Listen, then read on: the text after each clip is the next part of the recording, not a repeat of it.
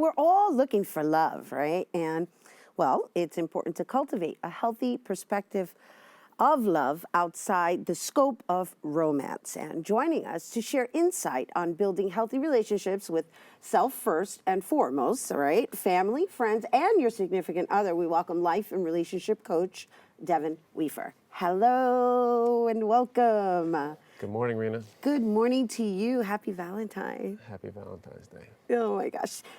Wonderful to have you back. Thank you so much. Thank you for making yourself available to just dive into this discussion of Valentine's Day, right? Love, love, love. Love, love, love, love, love, which really, I mean, it's nice to have a holiday to kind of bring it into the forefront, but it's actually the way we should be existing on a daily basis, right? So I'd like to open up with just the fact that for some, Valentine's Day may be a day where they get depressed because they may not have someone. So let's talk a little bit about the self-love aspect of it and how that folds into the other relationships. Yeah, well, we need to keep ourselves as a priority always, right? If we're not happy, how are we expected to make someone else happy? You know, we are our most important relationship when you really look at it. So we need to really always focus on what's important to us and like prioritize ourselves and love ourselves and open to that. And what do you say to people who are looking to find that in someone else, right? Because I think in life, I think just even in society, the picture that's painted is like you go, you find a significant other, you get married, you form a family, and then that's where the love is going to come from. And it doesn't always seem to fall into place that way. I mean, we've got a really large divorce rate within the United States. And so, again, just going back to what you're saying with regards to digging inside, however, you know, if I had to pin my finger on a word, it would be the domestication based on environment.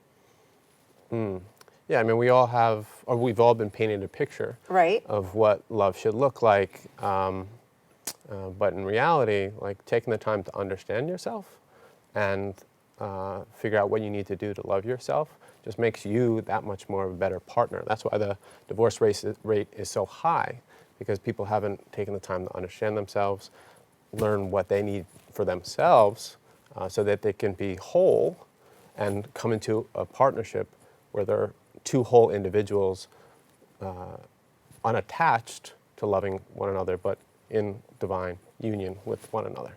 Yeah, that's a nice way of putting it, right? Because in, let's say, dealing with souls, right? Because, again, we opened up this segment not solely to discuss significant others, but just in general, like families, even pets for that matter. I know you and I had a discussion about today being this day that everybody pretty much celebrates love, but to some people, it's a day of depression because they feel that they don't have what they're looking for, or whatever that is. But really, in essence, love is everywhere. It's everywhere. It's everywhere. Yeah, and unfortunately, a lot of people externalize love. It's projected outwards, right? And that's because that's where their focus is.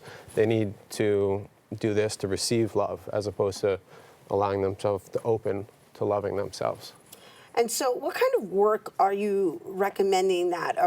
Like, just take me through a step or two where one can really just go inside to bring it out, because that's what you're saying. You're saying it's like go inside, so then you're not looking for it, it just presents itself. Yeah, and you're more you, more love. Right. So you're looking for a specific step?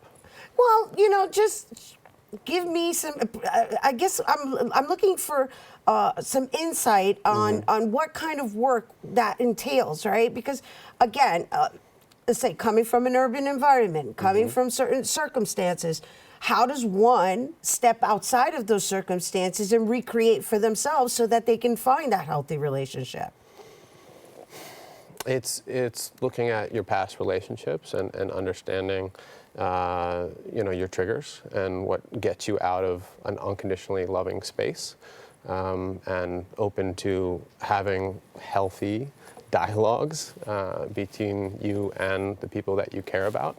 It's really understanding like your childhood and your past, doing some therapy, understanding where some of this lack of love, came from, or where these pains come from that sort of prevent you from really fully feeling whole and reclaiming your love. It's all about reclaiming your love because sometimes we lose sight of it along the way, and it's important to figure out ways in which you can come back.